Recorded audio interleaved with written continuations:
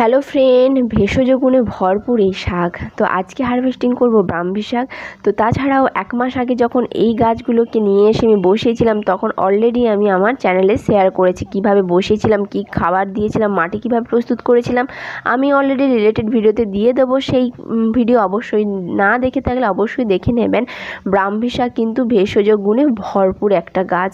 তো এই শাক খাওয়া কিন্তু খুবই শরীরের পক্ষে ভালো, কেননা ব্রাহ্মী শাক রক্ত পাতলা করতে সহায়তা করে, যার কারণে শিরাগুলিতে রক্ত প্রবাহ সহজেই ঘটতে পারে। ব্রাহ্মী শাক ক্যান্সার প্রতিরোধ করে। তাছাড়াও ব্রাহ্মী শাক মূলত যে কারণে আমরা খাই, স্মৃতিশক্তি বাড়াতে কিন্তু ব্রাহ্মী শাক খুবই সাহায্য করে।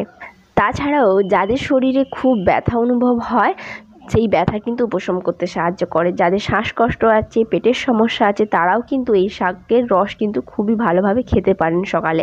তো আমি এখানে কাটিং করে নিয়ে একদমই সর্ষের খোল দিয়ে জল দিয়ে দিলাম। বাই।